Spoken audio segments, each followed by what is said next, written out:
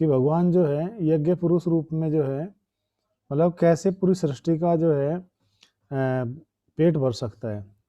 तो इस रूप में यहाँ पर जो है हम जानेंगे कि जब महाभारत के दौरान एक बार जो है जब सभी पांडव वन में थे, वन में भटक रहे थे, तो दुर्योधन जो हमेशा ये प्रयास करता रहता था कि मैं किसी न किसी तरह से पांडवों को जो हूँ कष्ट दूँ, उनको संकट में डालूं, उनको बार बार मारने का प्रयास करता रहता था।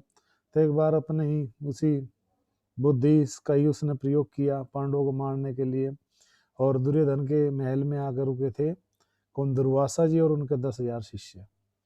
जब दुर्वासा जी और 10,000 शिष्य आकर रुके थे तो उस समय जो है उसने बहुत सुंदर सेवा की, बहुत सुंदर सेवा भाव दिखा, अर्थात उनका आतिथ्य किया।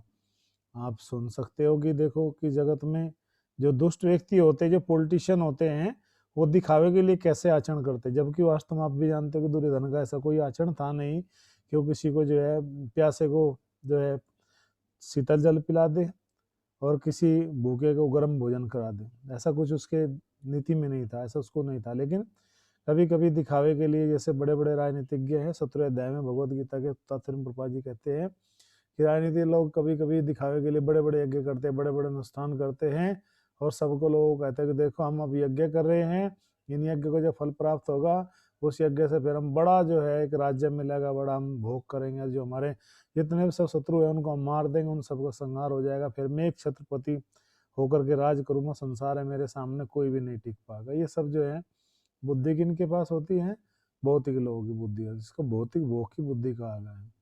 तो इस प्रकार से जो है यहाँ पर दुर्योधन ने भी इसी बुद्धि का प्रयोग किया और कहता है कि हे दुर्वासा जी, आप इतने महान ऋषि हो कि मेरे इस राजमहल में पधारे हो, मुझे सेवा देने के लिए आए हो, सब दिया मुझे सेवा का, मेरे ऊपर आपने अनुग्रह किया, कृपा किया, आपका मैं अतीत है जो हम बहुत जो हूँ हृदय से धन्यवाद करता हूँ, स्वागत करता हूँ आपका। मैं कैसे उपकार उतारूँ, कैसे मैं आपका ऋण उतारूँ, ऐसे मतलब वो बातें बोलने लगा जो प्रैक्टिकल भी नहीं होती, केवल मुख से बोलना है, मुख से बोलता जा रहा था केवल दिखावे के लिए ऐसी बातें। तो दुर्वासा जी भी प्रसन्न हो गए, क्योंकि ऐसे ऋषि है दुर्वासा जी कि ये बहुत जल्दी जो है किसी की सेवा करने से बहुत जल्दी प्रसन्न हो जाते हैं, और किसी के जो है रुष्ट करने से, किसी के थोड़ा सा जो है किसी भी प्रकार से जो है मतलब अशोभनीय आचरण करने से जो है दुर्वासा जी क्या हो जाते हैं, दुखी हो जाते हैं, क्रोधित हो जाते हैं, श्राप भी दे देते हैं। तो ऐसी स्थिति जो है संसार में देखने को मिलता है।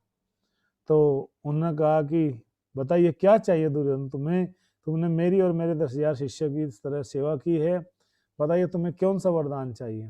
तो दुर्वासा ऋषि को देख करके बोलते हैं दुर्योधन की, हे ऋषि और हे गुरुदेव, मुझे कुछ नहीं चाहिए, बस केवल मैं तो आपके चरणों का विलासी हूँ, आपके चरणों का दास हूँ, मेरे ऊपर ये कृपा करो कि आप जो है जाकर के जो कृपा आपने मेरे ऊपर की है वो मेरे भाई युधिष्ठिर महाराज के भी ऊपर करो, जो जंगल में भटक रहे अपने 5 भाइयों के साथ में, उनको भी अपने सेवा का लाभ दो।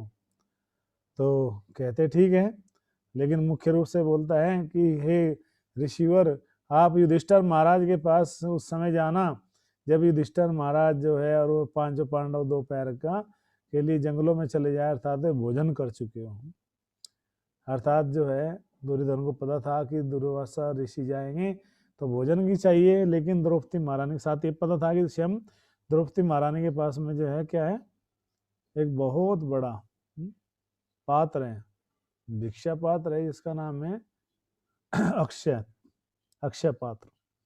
अक्षय पात्र का मतलब होता है ऐसा पात्र, ऐसा बर्तन जो कभी जिसका क्षय न हो, जो कभी खत्म ना हो, जो कभी नष्ट ना हो, कभी समाप्त ना हो, ऐसा कभी ना भोजन समाप्त होने वाला पात्र जो अक्षय पात्र है। अब उसमें जाएंगे ये और मांगेंगे तो जो है युधिष्ठिर महाराज जो है ये सब दे नहीं पाएगा, खिला नहीं पाएगा, क्योंकि उस समय भोजन खा चुके होंगे। तो अब वो जा करके पहले से दुखी है, अब ऋषि का अपमान होगा, ऋषि को क्रोध आएगा, ऋषि को क्रोध आएगा तो उनको श्राप देगा, श्राप देगा तो मारे जाएंगे, और वो मारे गए तो मेरा काम आसान हो गया। अर्थात मैं तो यही चाहता हूँ कि युधिष्ठिर महाराज मारे जाए हैं, उनका विनाश हो जाए, मेरी तो योजना यही है, पांडवों का विनाश करना मेरे जीवन का लक्ष्य है। चलो मेरा काम दुर्वासा जी ने आसान कर दिया। अब दुर्वासा जी गए लेकिन कब गए, जब सुबह का जो मॉर्निंग का जो ब्रेकफास्ट होता है वो वे कर चुके थे, लगभग 9 बजे भोजन कर ले चुके थे। और फिर अपने काम पे वो निकल गए, द्रौपदी और महारानी अपने उस सेवा में लग गई। तो तब जो है वहां पर पहुंचे कौन, दुर्वासा ऋषि जी अपने 10,000 शिष्य के साथ में। अब 10,000 शिष्यों के साथ में जब वे पहुंचे तो उसमें भी जो है ये बात हुई कि अचानक ही मतलब द्रौपदी महारानी उस समय भोजन कर चुकी थी, तो अपने आश्रम में थी वो। तो गए और द्रौपदी महारानी ने सब शिष्यों को दुर्वासा जी को देकर प्रणाम किया कि प्रणाम आचार्यवर, हमारा सौभाग्य है कि आप हमारे जो है कुटीर में पधारे, आप यहाँ पर बताइए हम आपके लिए क्या कर सकते हैं। अब जैसे ही दुर्वासा जी को ये बातें बताई गई कि हम क्या कर सकते हैं आपके लिए, तो दुर्वासा जी का जो मन था वो बड़ा प्रसन्नचित हुआ, और प्रसन्नचित मन से बोलते हैं कि मैं दुर्वासा जो हूँ अपने 10,000 शिष्य के साथ में हूँ, महारानी द्रौपदी हमारे लिए एक बड़े भोजन का जो है प्रबंध किया जाए, जल्दी हम दोपहर का भोजन लेना चाहेंगे। अब इतने सब लोगों को देख करके द्रौपदी महारानी भी घबरा गई, भैया क्या हो गया, वो हाथ पकड़ माथा पकड़ के बैठ गई। कुछ समय बाद जो है वहां पर पांडव आए। पांडव ने पूछा कि द्रौपदी आज आप इतने उदास क्यों, दुखी क्यों, ऐसा क्या हुआ आपके जीवन में, क्या आप इतने चिंतित हो, परेशान हो। तो द्रौपदी महाराज ने कहा कि जो दुर्वासा जी आए अपने 10,000 शिष्य के साथ में, उन्होंने जो है मांग की है कि वो मध्यावकाश का अर्थात दोपहर का जो लंच है वो हमारे साथ में ही खाने वाले हैं।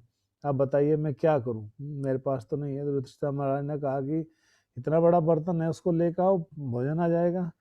तो लेकिन उसकी जो शर्त थी उस अक्षय पात्र की ये थी जो सूर्यदेव ने दिया था किनको, द्रौपदी महारानी को, बैठ कि जो है आप देख भी सकते हैं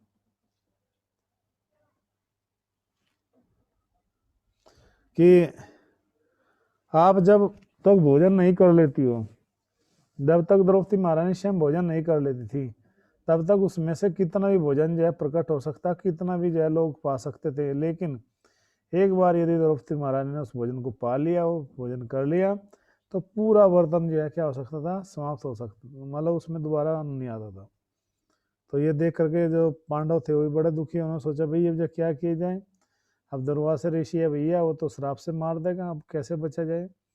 तो सब लोगों ने प्रयास किया, भाई ऐसा है कि पांचों पांडव हैं हम लोग जो है, और एक ऋषि के श्राप मरने से तो अच्छा है कि हम खुद ही जो है क्षत्रिय हैं, खुद ही हमें समाधि ले लेनी चाहिए, खुद ही लकड़ी इकट्ठी करने लगे कि हम अग्नि समाधि लें। तभी जो है भगवान श्री कृष्ण जो है पधारे वहां पर जो है। जब वहां पर वो पधारे तो देखा कि सब पांडव लोग जो है बड़े चिंतित में, चिंता में पड़े हुए हैं। तो भगवान ने कहा कि क्या बात भाई, आप लोग जो है बड़े चिंता में डूबे हुए हो, परेशान हो, ऐसा क्या हुआ। तो वो कहते हैं कि आज जो ये दुर्वासा ऋषि जी आए हैं, अगर इनको हमने भोजन नहीं करा तो ये हमें श्राप दे देंगे, हमें मार देंगे, और हमारा जो है मर जाना ही ज़्यादा अच्छा है, क्योंकि हम एक ऋषि का सेवा नहीं कर पा रहे। यदि हम सेवा नहीं करेंगे तो ये तो अनर्थ हो जाएगा। अब हम क्या कर सकते हैं, हमारे हाथ में तो कुछ नहीं है।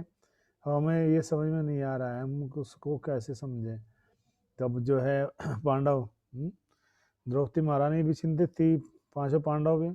तभी भगवान श्री कृष्ण ने कहा बस ये छोटी सी बात, अरे ये पांडव तो हर समय ऐसे मरने के लिए तैयार रहते, छोड़ो, चलो कोई बात नहीं। अब आप हे कृष्णा, हे द्रौपदी महारानी, मुझे भोजन कराओ, आप हैं दुर्वासा को छोड़ो, मुझे भोजन कराओ, क्योंकि मुझे भोजन कराते सब ठीक हो जाएगा। भगवान हंसते हुए कहते हैं, द्रौपदी कहते हैं कि लो भाई, जितने भूखे थे एक भूखा और आ गए हैं, तुम्हें कहाँ से भोजन कराऊं। भगवान ने कहा लेकर तो आओ, बर्तन तो दिखाओ, बर्तन में कुछ होगा, थोड़ा बहुत लगा होगा। बोला कुछ नहीं है। बोला नीचे ऊपर, बोलो सब साफ करके देख ले, खुरच कर देख ले, कहीं कुछ नहीं बचा। तो भगवान ने कहा कि चलो लेकर तो आओ। तो देखा उस बर्तन में जो है अक्षय पात्र जो था, जो साफ करके रख दिया था मांझ करके, उसके नीचे जो है तो नीचे की जो परत है उस पे जो है किनारी पे जो है एक चावल का दाना जो है सूख करके लगा हुआ था। अब भगवान ने उसको जो अपने नेल से जो खुरचा उसको, और अपनी जीवा पर रखा सूखे दाने को और अन्न के चावल के, और भगवान ने जोर से डकार ली। जैसे जोर से डकार ली तो पूरी सृष्टि में जहाँ जहाँ सब जीव थे सभी का पेट भर गया। कृष्णा तुष्टम जगत तुष्टम। फिर जो है भगवान ने कहा कि पांडव जो है भीम सैन जाइए, और जो है बोले दुर्वासा ऋषि को बोलिए कि चलिए आपके लिए हमारा भोजन तैयार है, युधिष्ठिर महाराज आपकी प्रतीक्षा कर रहे हैं। तो जैसे ही भगवान ने इधर यहाँ पर डकार ली तो सबके पेट भर गए, सब दुर्वासा ऋषि और जो सब ऋषि थे वो सब भी जो है डकार लेने लगे। दुर्वासा ने कहा, अरे अभी हमने दोपहर का भोजन नहीं किया, लेकिन मुझे लगता है कि शायद जो है जैसे मैंने अभी भोजन कर लिया गरम गरम खीर का। दूसरा शिष्य कहता है, हाँ गुरुदेव, मेरे मुख से तो लपेटे जो है सुंदर सुंदर काजू बादाम की लपटें आ रही है, काजू बादाम जैसा टेस्ट मुझे लग रहा है। तो गुरुजी कहते हैं, अरे मूर्खो, अब क्या करे, इतना बड़ा जो है हमने ये समस्या पैदा कर दी खुद ही कि युधिष्ठिर महाराज के पास में जो है हम गए और उनका भोजन के लिए निमंत्रण भी आ गया है, इतने में तैयार कर दी द्रौपदी महारानी ने। अब जो हमारे पास में तो ऐसा कोई ताकत नहीं है कि हम जा करके जाए वहाँ पर कुछ जो है मतलब भोजन कर ले, क्योंकि पेट में जगह नहीं है। जब जगह नहीं है तो गलत है, बेइज्जती होगी। तो अब सब लोग सोचने लगे भाई क्या करे क्या करे। तो दुर्वासा ने जो है तुरंत उत्तर दिया कि इसका एक ही समाधान। बोला क्या? बोला इसका समाधान है कि हम जो है यहाँ से आकाश मार्ग से चलते उड़ करके, जैसे उड़ करके चलेंगे तो तब हम जा करके क्या बोल देंगे कि जो है हे युधिष्ठिर महाराज जो है मतलब हम कहीं बहाना बना के चलते हैं। लेकिन जैसे ही वे बहाना बना के चलने लगे तो भीमसेन ने आकर कहा कि जल्दी चलिए, ऋषिवर जो है आप मेरे बड़े भाई जो है हमारे भ्राता युधिष्ठिर महाराज ने जो आपको बुलाया है दोपहर का भोजन के लिए, चलो। तो जैसे ही कहा कि चलिए तो जो दुर्वासा देव वो तो घबरा के भैया तो पंगा हो गया। कहा कि अरे रुको भीमसेन, क्या हुआ ना, अभी मेरे पास में व्हाट्सएप पे मैसेंजर पे आया है और जो है मेल किया है इंद्र ने, वहाँ पर एक वो बड़ी सभा लगने वाली है देवताओं की, कुछ डिस्कशन होना है और वहाँ पर हमारा जो उपस्थिति है वो 100% अनिवार्य है।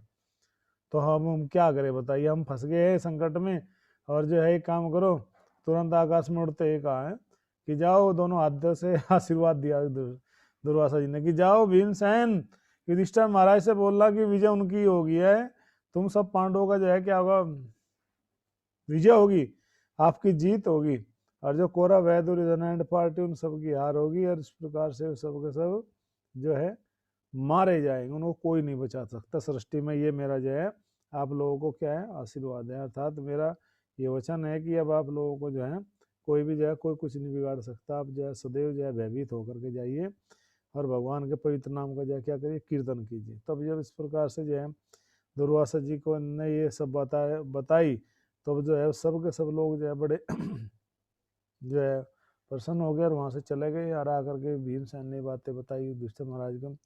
युधिष्ठिर महाराज भगवान श्री कृष्ण पर बड़े प्रसन्न हुए और समझ लिया कि भगवान का जो है महान भक्त और तार ईश्वर के क्या आदेश हो चुका है।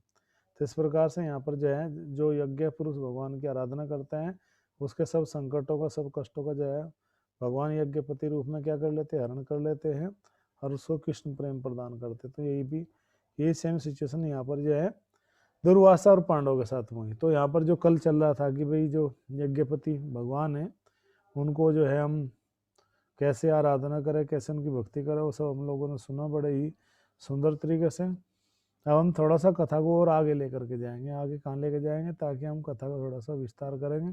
अब इसका जो है क्या हुआ कि काल क्रम में जो जो हमने कल शिव जी की कथा करी पार्वती की है, क्योंकि इनकी सृष्टि जो है बिल्कुल अलग होती है।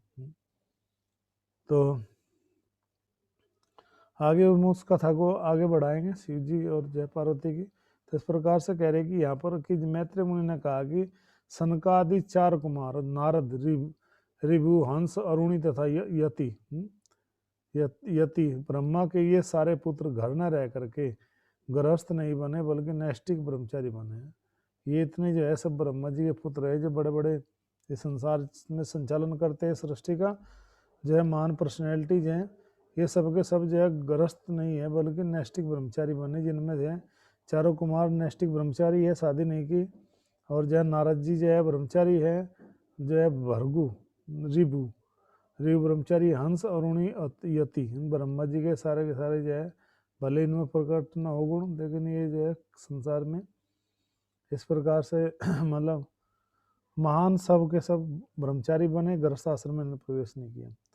आगे कह के ब्रह्मा जी के जो अन्य पुत्र हैं जो है अधर्म, जिसकी पत्नी का नाम मृषा है। एक ब्रह्मा जी के पुत्र अधर्म भी है। धर्म है दूसरे है अधर्म, बुराई। जिनकी पत्नी का नाम मरीषा है, उनके संयोग से दो असुर पैदा हुए जिनके नाम दंभ और अर्थात घोड़ेबाज या मायाधीन होता है, सॉरी धोखेबाज और माया के अधीन होता है। तो इस तरह से यहाँ पर नाम बताया गया। इन दोनों को निरित्ति नामक जो है उपसुर ले गया, क्योंकि उन्हें कोई संतान न थी। इन दोनों को जो है उठा करके जो है एक असुर था वो ले गया, क्योंकि उसके पास में कोई संतान थी नहीं, और वो जो है संतान का क्या था, इच्छुक था। इस प्रकार से जय विदुर जी ने मैत्री जी ने आगे कहा कि हे महापुरुष हैं, दंभ तथा माया के लोभ है, जो दंभ या माया का जो लोभ होता है वो या निवर्ति चालाकी उत्पन्न हुए। और मतलब इस प्रकार से यहाँ पर जो है धीरे धीरे जो है उनका वंश बढ़ने लगा धर्म का। संयोग से क्रोध तथा हिंसा, और फिर उनकी यति से कली तथा उसकी बहन दुरुक्ति उत्पन्न हुई है। ये सब के सब जो है धर्म के आगे संतान का यहाँ पर वर्णन किया जा रहा है। कह रहे कि हे कुरु श्रेष्ठ महान, कली तथा दुरुक्ति से मृत्यु तथा भीति नामक संतान उत्पन्न हुई, और फिर इनके संयोग से जो है आपका यातना और निरय अर्थात नरक उत्पन्न हो। ये सब के सब इन सब के आगे क्या एक वंशावली बताई जा रही है एक सूत्र के माध्यम से, जो आगे जो है उत्पन्न होती है। ये दूर जी आगे मैंने संक्रमण प्रलय कारणों को वर्णन किया है। जो इस वर्णन को 3 बार जो है सुनता है तो उसे पुण्य का लाभ होता है, उसकी आत्मा का पाप में कलमश धुल जाता है। ऐसे व्यक्ति का जो हृदय से जो कलमश है, जो कष्ट है, वो सब धो जाता है, और ऐसे व्यक्ति भगवत भक्ति का अधिकारी बन जाता है। हरे कृष्ण कृष्ण कृष्ण हरे हे राम राम राम हरे हरे।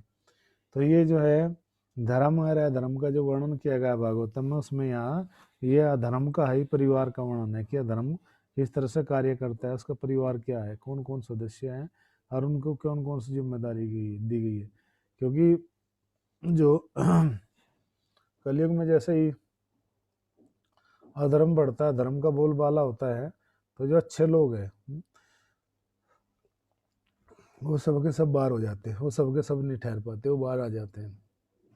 जो बुरे लोग हैं उनका प्रभाव कलयुग में बढ़ता जाता है, और ये सब के सब जो लोग हैं ये कहीं ना कहीं अधर्म को ही बढ़ावा देने वाले। जब अधर्म को बढ़ावा दिया जाता है, बुराई को बढ़ावा दिया जाता है संसार में, तो संसार में काम क्रोध मद मत्सर लोभ मोह अहंकार ईर्ष्या द्वेष, ये सब की सब चीजें जो है क्या है, बढ़ती है। और इनके बढ़ने का मतलब है कि सबको जो है अपनी भक्ति पे जो है इस तरह से जो है मतलब भगवान का नाम जो है वो जोड़ना चाहिए। अर्थात अकेली जो भक्ति है वो उत्पात मचा सकती है। अर्थात जो लोग अकेले में कहते हैं कि मैं भजन कर रहा हूँ, मैं मेरी दुर्गति नहीं है या मैं सुखी हूँ, तो ऐसा जो है संसार में संभव नहीं है, क्योंकि संसार में जहाँ पर आग है वहीं पर ही जो है पानी भी है।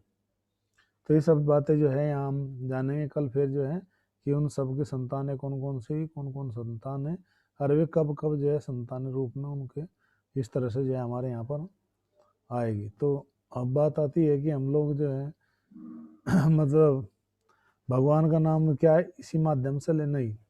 भगवान का नाम लेने का जो सबसे आसान तरीका है वो है माला के ऊपर भगवान का पवित्र नाम क्या करें, हम उच्चारण करें। तो ये सबसे अच्छा है जो है साधन है, और जो है भगवत भक्ति का।